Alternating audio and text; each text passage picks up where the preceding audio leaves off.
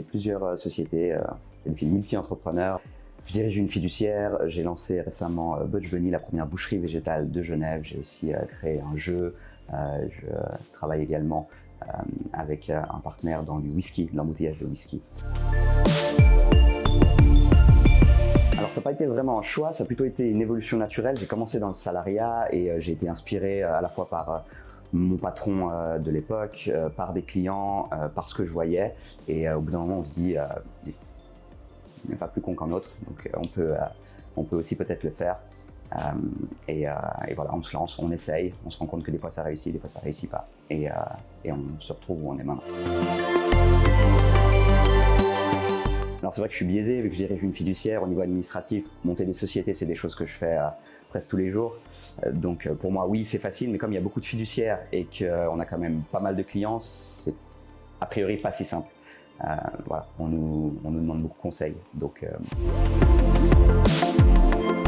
Alors, dans la création purement administrative, non. Dans la partie développement et création de business pur, oui, là c'est sûr, au niveau recherche de locaux, au niveau recherche de personnel, au niveau recherche de financement, je pense que 99% des gens qui se lancent se retrouvent face à ces difficultés.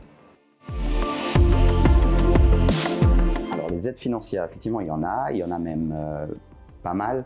Maintenant, la difficulté souvent, c'est que ces aides financières t'aident, mais demandent à l'entrepreneur d'être solidairement responsable. Ça veut dire que l'entrepreneur va déjà mettre quasiment tout ce qu'il a dans son business, et en plus de ça, il fait une sorte d'emprunt, où si le business foire, ben, c'est lui qui se retrouve avec le montant à devoir rembourser. Et ça, c'est vrai que ça aide pas forcément à se lancer. Même si on croit dans ce qu'on fait, ben, on a intérêt à être 2000% certain. Sinon, on peut être bloqué pour de longues années, voire le restant de sa vie.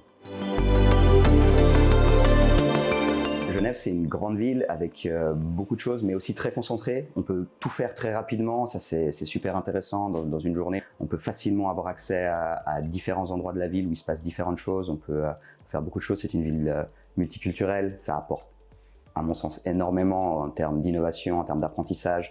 On a accès à des choses qui se font partout dans le monde, avec des cultures différentes, des façons différentes de penser, et ça c'est exceptionnel.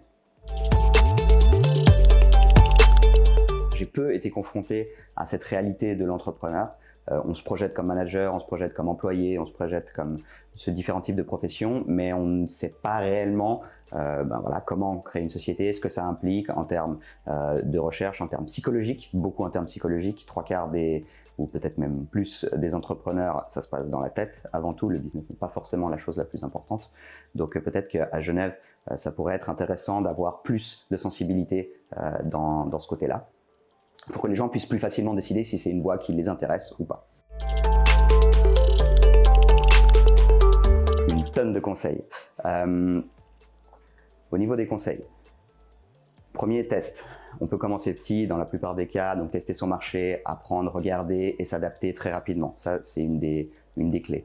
Ensuite, faire attention aux frais fixes. Les frais fixes, ça tue le business, donc s'assurer d'avoir le moins de frais fixes possible au début et grandir avec. C'est aussi important de s'entourer. Il n'y a rien de pire, je pense, que la solitude de l'entrepreneur. On est souvent seul. Donc, s'entourer de personnes compétentes, de personnes avec qui on a confiance, de personnes qui peuvent nous inspirer et qui peuvent nous aider dans les moments où ça ira moins bien. Parce que ça, c'est un des points forcément qui est clé. Il faut être prêt au niveau mental à faire le yo-yo entre des moments d'euphorie, des moments de forte dépression.